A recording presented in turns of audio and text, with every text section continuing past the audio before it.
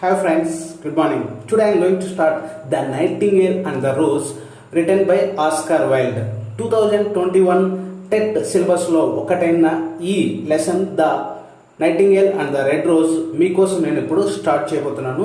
అందరూ పూర్తిగా చివరి వరకు వినండి, ప్రతి ఒక్కరికి అర్థమవుతుందని నేను నమ్ముతున్నాను. The nightingale and the rose written by Oscar Wilde. ఈ షార్ట్ స్టోరీని ఎవరు రాశారంటే Oscar Wilde. The themes of the story the nightingale and the rose are sacrifice, love and materialism. ఈ స్టోరీలో మనకి థీమ్స్ అనేది ఏది అని చూసుకున్నట్లయితే ముఖ్యంగా మూడు. ఒకటి సాక్రిఫైస్, రెండోది లవ్, మూడోది మెటీరియలిజం. అంటే ఇక్కడ ప్రేమ కోసము మనం సాక్రిఫైస్ చేయాల్సి ఉంటుంది, అంటే మన ప్రాణాలనే ఇక్కడ సాక్రిఫైస్ చేయాలంటుంది. దేనికోసం అంటే ప్రేమ కోసం, అంటే లవ్. అండ్ అదేవిధంగా ఈ the nightingale and the rose ఈ స్టోరీలో మనకు లవ్ అనేది ఉంటుంది, అదేవిధంగా సాక్రిఫైస్ అంటే ప్రేమ కోసం ప్రాణాలు అర్పించడం, అదేవిధంగా మెటీరియలిజం అంటే మనిషి ప్రేమ కంటే వస్తువు ప్రేమకి ఎక్కువ విలువ ఇవ్వడం, ఇంపార్టెన్స్ ఇచ్చినట్లయితే దాన్నే మనం మెటీరియలిజం అంటాం. ఎగ్జాంపుల్, ఒక యాక్సిడెంట్లో మనుషులు అదేవిధంగా బైకు పడి ఉంటాయి. అప్పుడు మనిషి సచ్చాడా బతికాడా అనేదానికంటే బైక్ డ్యామేజ్ అయిందే అని ఎక్కువ బాధపడితే, మనిషి ప్రాణం కంటే బైకు లేదా కారుకి ఎక్కువ డ్యామేజ్ అయిందనే దాని గురించి ఆలోచిస్తే దాన్ని మనము మెటీరియలిజం అంటాం. అంటే వస్తువుకి ఇక్కడ ఇంపార్టెన్స్ ఇస్తున్నాం, మనిషి ప్రేమకి ఇక్కడ ఇంపార్టెన్స్ అనేది ఇవ్వడం లేదు. Its end shows us the painful moral. అంటే చివరిలో మనకి పెయిన్ఫుల్, ఒక బాధను కలిగించే ఒక మోరల్ అనేది అర్థమవుతుంది ఈ స్టోరీ చివరిలో. Love involves risk and sacrifice and does not always trim. అంటే ప్రేమలో ఎక్కువ రిస్క్ అనేది ఉంటుంది. ఒక వ్యక్తి ఇంకో అమ్మాయిని ప్రేమించాడు అంటే అక్కడ ఖచ్చితంగా ఇతను రిస్క్ చేయాల్సి ఉంటుంది. అదేవిధంగా సాక్రిఫైస్, తన ప్రాణాలు కూడా అర్పించాల్సి ఉంటుంది. ఎందుకంటే లైలా మజ్ను, పారో దేవదాసు, సలీం అనార్కలి వాళ్ళ ప్రేమ కోసం ఎన్నో ఇబ్బందులు పడ్డారు, పైగా తన జీవితాన్నే సాక్రిఫైస్ చేశారు. అదేవిధంగా and does not always trim, ఆయన ప్రాణాలు అర్పించినా లేకపోతే ఎన్నో రిస్క్ చేసినా కూడా ఆ ప్రేమ దక్కకపోవచ్చు. That is called does not always trim. అంటే మనము అనుకున్నది మనం త్యాగం చేసినా అదేవిధంగా రిస్క్ చేసినా కూడా ఆ ప్రేమ మనకి దక్కకపోవచ్చు, అది దాంట్లో మనము సఫలం అంటే విక్టరీ కాకపోవచ్చు. These themes are love, sacrifice, materialism set as in the way of satire. అంటే సెటైర్ వ్యంగ్యంగా, అంటే దానిని ఒక కామెడీ రూపంలో, ఒక సెటైర్ రూపంలో, కామెడీనే సెటైర్ అంటే తప్పులు పడుతూ దాన్ని ఈ విధంగా తక్కువగా చేసి మాట్లాడే విధానాన్ని మనం సెటైర్ అంటారు. A ball is to be held by the prince. A ball అంటే ఇక్కడ మనకి కిందన ఇచ్చిన అబ్జర్వ్ చేయండి, కిందన బాల్ అంటే ఇది ఎగ్జాంపుల్ ఇచ్చాను. To have a fun at the party, అంటే ఒక పార్టీలో మనకు ఫన్ ఎంటర్టైన్మెంట్గా ఉన్నట్లయితే దాన్నే ఇక్కడ బాల్ అంటాము. To have a fun at the party, spend A time in a enjoyable way. Enjoy అంటే ఆ పార్టీలో మనం ఎంజాయ్ చేస్తూ ఆ టైంని మనం ఎంజాయ్ రూపంలో హ్యాపీగా గడిపినట్లయితే దాన్నే బాల్ అంటాము. ఒక విందు లేకపోతే ఆ పార్టీలో ఒక ఎంటర్టైన్మెంట్ అనుకోవచ్చు. ఇక్కడ every one has a ball at the party అంటే ప్రతి ఒక్కరు ఎంజాయ్ చేశారు. ఈ విధంగా ఒక విందు అంటే పార్టీలో మనకు ఎంటర్టైన్మెంట్ లేదా ఎంజాయబుల్గా ఉండే విధానాన్ని మనం బాల్ అనుకోవచ్చు. ఒక డ్యాన్స్ ప్రోగ్రామ్ కూడా ఇందులో ఒక భాగంగా ఉంటుంది. A ball is to be held by the prince. ఈ పార్టీని ఎవరు ఇస్తున్నారంటే ప్రిన్స్. మనకి మొదటిలోనే ద నైటింగేల్ అండ్ ద రోజ్లో మొదటిలోనే ద ఫస్ట్ పేరా ఏదంటే ఇదిగానే చెప్పుకోవచ్చు. A ball is to be held by the prince అంటే ప్రిన్స్ ఓ పార్టీ ఇస్తున్నాడు. The professor daughter has promise to dance with the student at the ball but only on the condition that he gives her a red rose first. ఇక్కడ professor యొక్క daughter అంటే ఒక కాలేజీలో, ఒక యూనివర్సిటీలో లేదా ఒక కాలేజీ, పెద్ద కాలేజీలో ప్రొఫెసర్ యొక్క కూతురు ఒక స్టూడెంట్తో తనకు ప్రామిస్ చేస్తుంది, నేను ఆ పార్టీలో నేను నీతో డ్యాన్స్ చేస్తాను ఒక కండిషన్తోనే. ఎందుకంటే ఈ స్టూడెంటు ప్రొఫెసర్ యొక్క కూతురుతో ప్రేమలో ఉంటాడు, తను ప్రొఫెసర్ కూతుర్ని ఇష్టపడుతూ ఉంటాడు. తను వెళ్ళేసి నువ్వు నాతో డ్యాన్స్ చేస్తావా అంటే తనైతే ప్రామిస్ చేస్తుంది, నీతో అయితే నేను డ్యాన్స్ చేస్తాను, బట్ ఓన్లీ వన్ కండిషన్. ఆ కండిషన్ ఏంటి అని అంటే మనం ఇక్కడ చూడవచ్చు, that he gives her a red rose first ఇతను స్టూడెంట్ ఏం చేయాలి, ఒక రెడ్ రోజ్ ఇవ్వాలి. ఆ ప్రొఫెసర్ యొక్క డాటర్కి అతను రెడ్ రోజ్ ఇచ్చినట్లయితేనే అప్పుడు ఆమె ఆ స్టూడెంట్స్తో డ్యాన్స్ చేస్తానని ప్రామిస్ చేసింది. ఇదే మెయిన్ స్టోరీగా చెప్పుకోవచ్చు. The moral of the story is love revolves sacrifice and selflessness. అంటే ఇక్కడ మోరల్, మనకి ఈ స్టోరీలో మోరల్ అనేది ఏది చూసినట్లయితే లవ్ రివాల్వ్స్ సాక్రిఫైస్ అంటే ప్రేమకి ఎప్పుడు మనము సాక్రిఫైస్ చేయాలి. మనము కానీ ఎవరినైనా ఇష్టపడ్డామా మన ప్రేమనైనా సరే త్యాగం చేయాలి, మనం చనిపోవడానికైనా సిద్ధం అవ్వాలి. అదే ప్రేమ అంటే. Love revolves sacrifice and selflessness.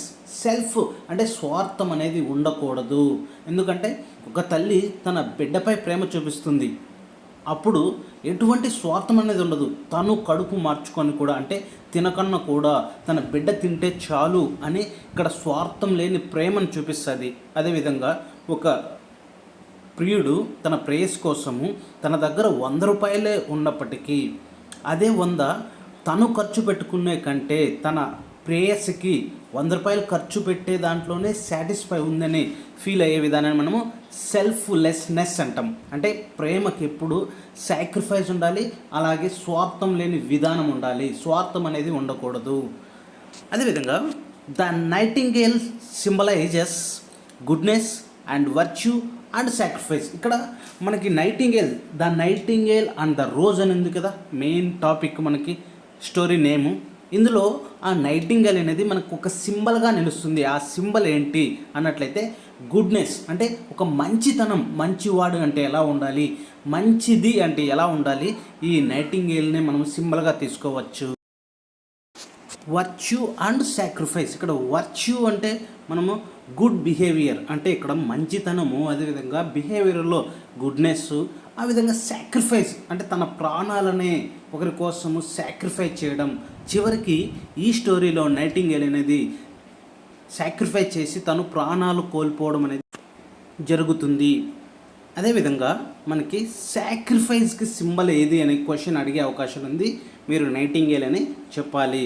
Selflessness సాక్రిఫైస్కి symbol ఏది అంటే ఈ స్టోరీలో మనకి నైటింగేల్ అని మనము అర్థం చేసుకోవాలి. నెక్స్ట్ సమ్మరీ విషయానికి వస్తే మెయిన్ సారాంశం స్టోరీ ఏంటి, అందులో ఉన్న క్యారెక్టర్సు, అదేవిధంగా మనకి చాప్టర్ వైజు లేదా పారాగ్రాఫ్ వైజు ఏంటి అనేది చూద్దాం. In the story a young man, ఇక్కడ యంగ్ మ్యాన్ అంటే student. In the story a young man falls in love with a girl who is professor's daughter.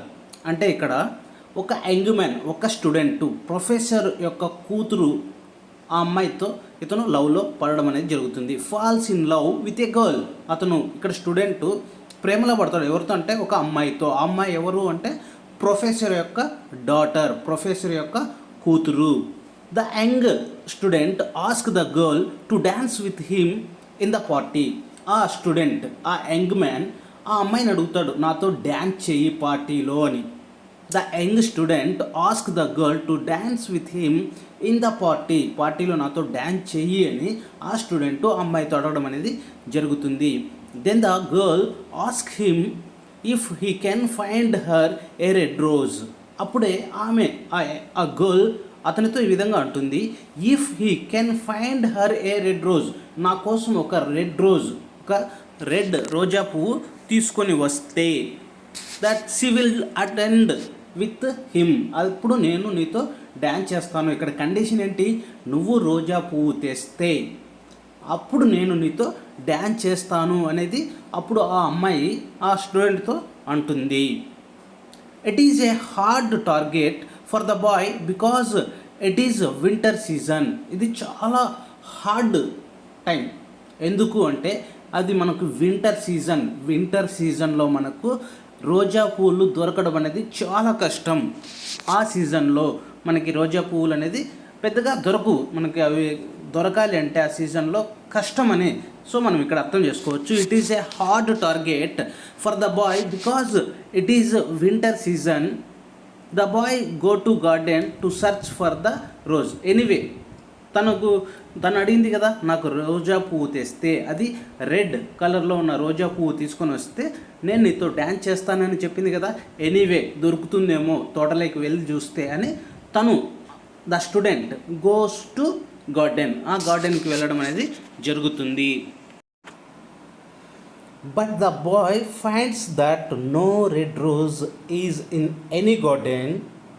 అప్పుడు ఆ అబ్బాయికి అర్థమవుతుంది, ఒకటి అతను కనుగొంటాడు ఏంది అంటే no red rose is in any garden. ఆ చుట్టుపక్కల ఉన్న ఏ తోటలే కానీ రెడ్ రోజ్ లేదు అని తెలుసుకుంటాడు. అతను తోటకు వెళ్ళి అక్కడున్న చుట్టుపక్కల ఉన్న తోటలన్నీ వెతుకుతాడు. అప్పుడు అతనికి అర్థమవుతుంది ఆ చుట్టుపక్కల ఉన్న ఏ తోటలో కానీ ఆ రెడ్ రోజ్ అనేది దొరకదు, లేదు అనేది అతనికి అర్థమవుతుంది. Then the boy started crying a lot. అప్పుడే తనకు బాధ వచ్చేస్తుంది, అరే నేను రెడ్ రోజ్ కోసం వెతకడానికి ఇక్కడ వచ్చా, కానీ ఇక్కడ చూస్తే ఒక రెడ్ రోజ్ కూడా లేదే. నేను రెడ్ రోజు తీసుకొని వెళ్ళకపోతే తను ప్రొఫెసర్ యొక్క డాటర్ నాతో డ్యాన్స్ చేయదు, అప్పుడు నేను నా లవ్ని కోల్పోతాను అని తన బాధతో అప్పుడే ఏడవడం అనేది జరుగుతుంది. Then the boy started crying a lot. ఎక్కువగా ఏడవడం అనేది మొదలు పెడతాడు. A nightingale hears him crying and is later taken by his story of how he cannot find it. అప్పుడే తను ఏడుస్తూ ఉన్న విధానము, అతను ఏడుస్తూ చెప్పుకుంటాడు, అరే నేను ఈ రెడ్ రోజ్ కోసం వచ్చానే, ఈ రోజా ఫ్లవర్ ఎక్కడా దొరకట్లేదే, ఇప్పుడు నేను తనతో డ్యాన్స్ చేయలేను, ప్రొఫెసర్ యొక్క డాటర్తో అంటే నా ప్రేయస్తో నేను డ్యాన్స్ చేయలేనే, ఏ విధంగా చేయాలరా అని బాధను అతను ఏడుస్తూ ఉంటే ఒక నైటింగేల్ అప్పుడు వింటూ ఉంటుంది. అంటే ఆ అబ్బాయి ఏడుస్తూ తను చెప్పుకున్న మాటలన్నింటినీ ఎవరు విన్నారు అంటే nightingale. A nightingale hears him crying and is later. అంటే ఏడుస్తున్న విధానాన్ని చూస్తూ అది వింటూ ఉంటుంది nightingale.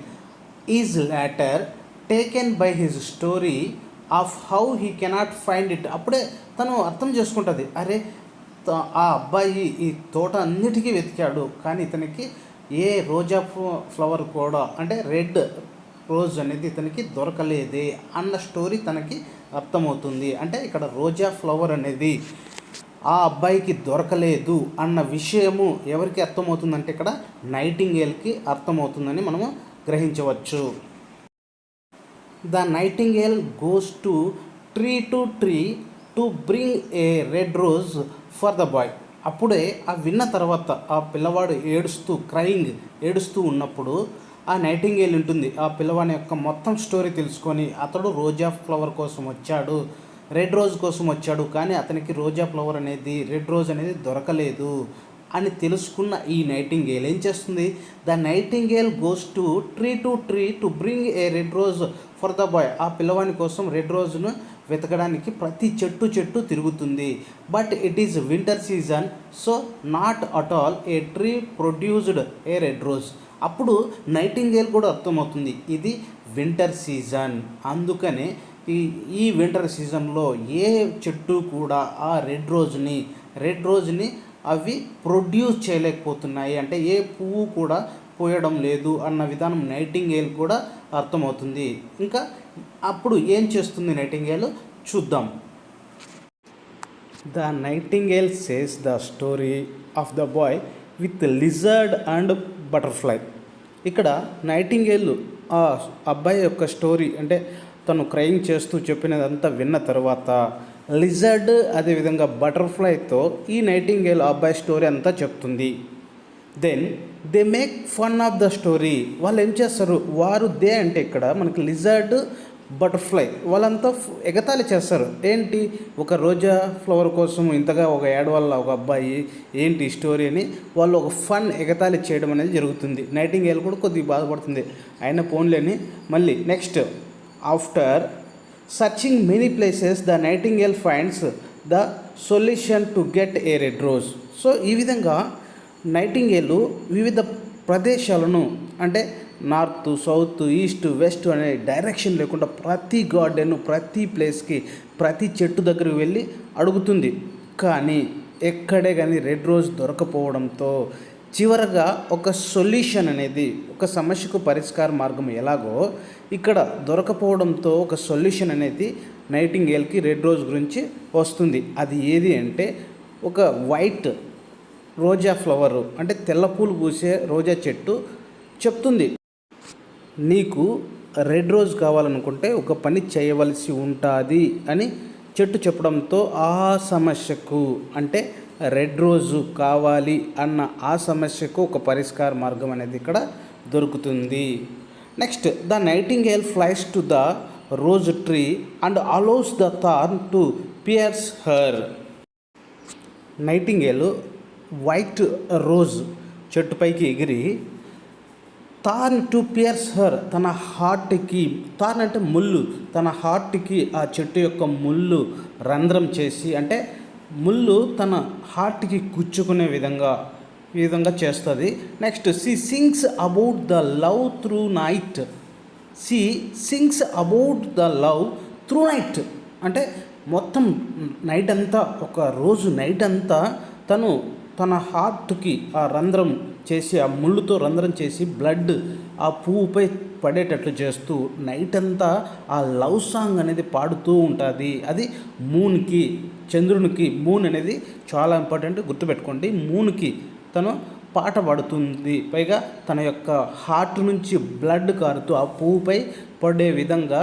So through out night so it is going to sing a song through the and about the love through night gradually pressing her self further on the thorn అంటే ముళ్ళు కొద్దిగా గుచ్చుకుంటుంది, కానీ గ్రాడ్యువల్లీ పోను ఆ ముళ్ళు లోపలికి ఇంత కూడా గ్యాప్ లేకుండా లోపలికి గుచ్చుకునే విధంగా తన యొక్క హార్ట్ని ప్రెస్ చేసి అంటే లోపలికి ముళ్ళు వెళ్ళే విధంగా చేస్తూ ఉంటుంది thorn. As she does so ఆ విధంగా నైట్ అంతా తన పాటు పడుతూ తన రక్తాన్ని అంటే హార్ట్ నుంచి రక్తాన్ని ఆ పువ్వుపై పడే విధంగా ఎప్పుడైతే చేసిందో, as she does so A rose takes shape on the tree. ఆ చెట్టుపై ఉన్న ఆ తెల్ల పువ్వు సో మనకి రెడ్ రోజా పువ్వుగా, సో రెడ్ రోజ్గా అది మారడం, షేప్ అనేది టర్న్ అవ్వడం అనేది ఇక్కడ గమనించవచ్చు. Finally turning red when thorn pierce the nightingale's heart and kills it. చివరిగా ఆ ముళ్ళు హార్ట్కి గుచ్చుకొని చివరికి ఆ పువ్వు రెడ్గా మారిపోయి చివర్లో ఆ నైటింగేల్ అనేది మరణించడం జరుగుతుంది. అంటే ఇక్కడ నైటింగేలు ఆ వైట్ ఫ్లవర్ రెడ్గా మారడానికి తన గుండె నుంచి రక్తాన్ని చిందించి చెట్టు యొక్క ముళ్ళుని తన గుండెకి తగిలించి ఇంకా నైట్ అంతా పాట పాడుతూ ఏమాత్రం గ్యాప్ లేకుండా లోపలికి చొచ్చుకునే విధంగా తను పాట పాడుతూ చివరికి ఆ నైటింగేల్ ఆ రెడ్ రోజుని తయారు చేసి మరణించడం అనేది జరుగుతుంది. The next day the boy will find the red rose in the garden అంటే ఆ రాత్రి పూర్తయిన తర్వాత మరుసటి రోజే ఆ అబ్బాయికి ఆ తోటలో రెడ్ రోజ్ అనేది కనపడుతుంది. Then he goes to the girl and gives her a red rose. ఆ పువ్వు తీసుకొని వెంటనే ప్రొఫెసర్ యొక్క కూతురు దగ్గరికి తను పరుగులు తీసి అక్కడ ఆ పువ్వుని తనకి ఇవ్వడం అనేది జరుగుతుంది. కానీ ఇక్కడ గమనించండి, but the girl rejects his love and red rose. కానీ ప్రొఫెసర్ యొక్క కూతురు ఆ అబ్బాయి యొక్క ప్రేమను కానీ అదేవిధంగా తను ఇచ్చిన రెడ్ రోజును కానీ తను రిజెక్ట్ చేస్తుంది. నీ ప్రేమ వద్దు, నీ పువ్వు వద్దు, నీ రెడ్ రోజ్ వద్దు, నీ ప్రేమ కూడా వద్దు అని తను రిజెక్ట్ చేయడం అనేది జరుగుతుంది. దెన్ ద గర్ల్ సేస్, ఈ విధంగా తను రిజెక్ట్ చేసి ఈ విధంగా చెప్తుంది. The girl says to the boy that Chamberlain's nephew has given me jewels which is valuable. తను చెప్తుంది ఇక్కడ చాంబర్లిన్స్ నెఫ్యూ. చాంబర్లిన్ అంటే ఒక రాజభవనంలో అధికారి, ఆ అధికారి యొక్క నెఫ్యూ అనేది ఏమంటే మేనల్లుడు, అంటే అధికారి యొక్క మేనల్లుడు నాకు జ్యువెల్స్ గోల్డ్ ఇచ్చాడు, చాలా ఖరీదైన చాలా వాల్యుబుల్ అయిన బంగారము జ్యువెల్స్ ఆభరణాలు నాకు ఇచ్చాడు. ఆ ఆభరణాల ముందు నీ ప్రేమ ఎంత, నీ యొక్క ఆ పువ్వు ఎంత? ఆఫ్టర్ ఆల్ అది కాస్ట్ ఒక 5 రూపీస్ 10 రూపీస్ చేస్తుంది. కానీ చాంబర్లిన్ యొక్క నెఫ్యూ అనేది, ఇది చాంబర్లిన్ నెఫ్యూ అనేది గుర్తుపెట్టుకోండి. అతను నాకు చాలా ఖరీదైన జ్యువెల్స్ అనేది అతను ఇవ్వడం జరిగింది, కాబట్టి నా ప్రేమ అతనికే. మీరు ఇక్కడ గమనించాల్సింది ఏది? మెటీరియలిజం. కానీ ఇక్కడ ఎంత స్వచ్ఛమైన ప్రేమ ఉంది ఈ అబ్బాయిలో. తను చావడానికి కూడా సిద్ధపడ్డాడు, అంత ప్రేమ ఉంది. కానీ ఈ అమ్మాయి గోల్డ్కే ఇంపార్టెన్స్ ఇస్తుంది, నిజమైన ప్రేమకి ఇవ్వలేదు అనేది ఇక్కడ సెటైర్గా మనము గమనించవచ్చు. ఆస్కార్ వైల్డ్ ఎంత బాగా క్రియేట్ చేశాడో ఇక్కడ మనకి అర్థమవుతుంది. Next, which is valuable. Finally the boy feel so sad. చివరిగా తను చాలా బాధపడతాడు. అరే, ఈ అమ్మాయి కోసమా నేను ఇంత కష్టపడ్డాను, ఎన్నో రోజులు ఏడ్చాను ఆ పువ్వు దొరకలేదని. తన కోసం ఒక నైటింగేల్ మరణించడం జరిగింది. ఇటువంటి వాల్యూ, ప్రేమ అంటే తెలియని ఈ అమ్మాయి కోసమా నేను ఇంతగా పాకులాడింది అని తను చాలా బాధపడతాడు. Finally the boy feels so sad and throws the red rose in to the street and says.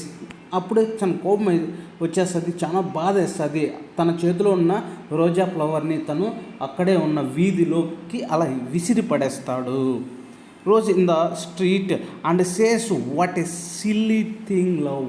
అంటే ఏంట్రా ఇది ప్రేమ? What a silly thing love అంటే ప్రేమ అంటే ఇంతేనా?